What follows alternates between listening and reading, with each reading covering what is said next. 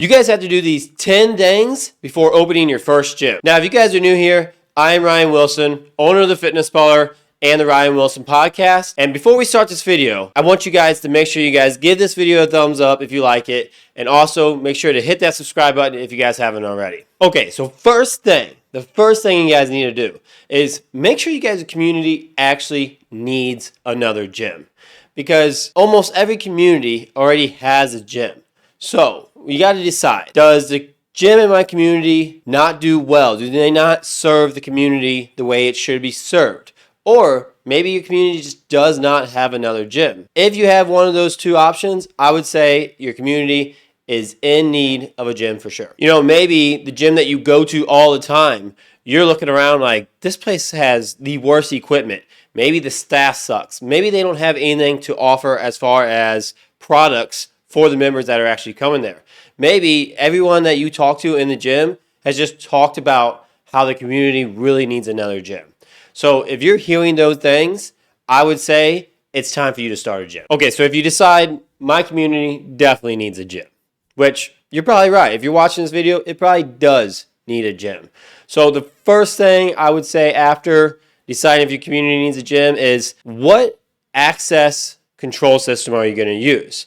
There's lots of different options for gym programs. You just got to find the one that fits you best. There's, tons of them out there. The one that I use personally, I tried a few different programs, and the one that I stuck with that I liked is called Gym Assistant. It just seemed to fit my community and my gym the best. I personally like it because there is no monthly payment plans. There is some of them that it is free entry to get into the gym access program, but then every single month you have to pay like $100 or $200 or even more, depending on what features you want to have with the program. I like Gym Assistant because you pay for the software to download it, and then if you have to pay for support, if you need any support to set anything up. So there is some upfront costs, but once those upfront costs are out of the way and you learn the program, it's very easy to use. Having a program, a gym program, is how you're going to keep all your customers organized, how everyone's going to get in the door. If you ever hire any employees, or if you do have intentions on hiring multiple employees, it's nice to have this gym program that keeps everything organized. It has everybody's name. It has name, number. You can get photo IDs. It'll also do things like I run a monthly attendance count, so I put up on a board who comes the most every single month. I just do the top 3. I think it's fun for the members that come. So these gym programs are really going to help you out there. Also, it's how you can keep track of your payments. So all these gym programs are going to have your monthly, semi-annual, and annual membership plans in it. You can also add specialty ones. It'll also do insurance programs, and which I'm not going to get into the insurance programs today, but they are a very important part of running a successful gym, and you need something to be able to keep those things organized, be able to easily export them into an Excel file, to be able to submit them to the insurance companies. So finding a good gym program, door access program, is very important. That's one of the first things I would recommend looking into. I'm not going to go into all the different types of gym programs that are out there. If you guys want me to make a video on that, please let me know, and I will do a special video on that, but that is a whole video on its own. Third I would recommend is figuring out who your target audience is. Now, yes, obviously you want to be able to sell to as many people as possible. That is the goal. That would be ideal, but it's not possible to sell to every single person. So what I want you guys to do is try to focus on one target audience. Do you want to do bodybuilders? Do you want to try to focus on CrossFit? Do you want to focus on maybe elderly or older generation gym goers? I would say try to target them and then design your gym around that. If you're trying to target CrossFitters and class-based gym goers, then that's kind of how I would start designing and planning my gym, is based around them. Now, yes, you can have more than that. Yes, you can build the gym to accommodate multiple people, but not all communities are big enough to support everything. You can't have CrossFit and bodybuilding and powerlifting and elderly equipment all in one facility, or maybe your community already has one type of gym and they only have a need for this other one. So try to figure out what your niche target audience is and start building your gym around that. You're going to want to make sure you have the right amenities for this target audience members. So if you have CrossFitters, you're going to want the turf area. You're going to want the Rogue rig system on the wall. If you have bodybuilders, you're probably going to want to have nice rubber floors with live fitness equipment throughout the entire facility. You're going to want some plate loaded machines. You're going to want some free weights.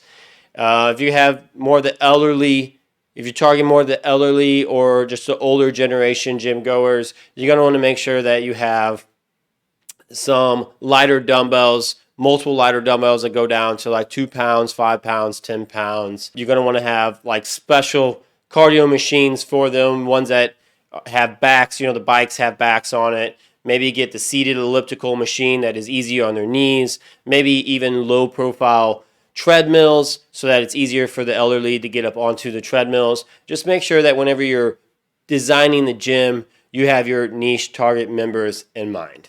Next is location, location, location. Location is going to be one of the not most important things, but it is up there as very, very important. And I say this because if you're tucked away back into like some industrial park that nobody ever sees or drives by, they're probably not going to come to your facility. Yes, you can have all these amenities. You can be very friendly. You can advertise really well. You are still going to get some members. But you're not going to get as many members as if you're just right up on the highway, that main highway that everybody drives down to go to Walmart or goes to the grocery store or the gas station to get to. Because a lot of my members stop at my facility just because they're driving by my facility already. And it's not because they see my advertising on a billboard or on social media. It is literally because they're driving by every single day to go to work.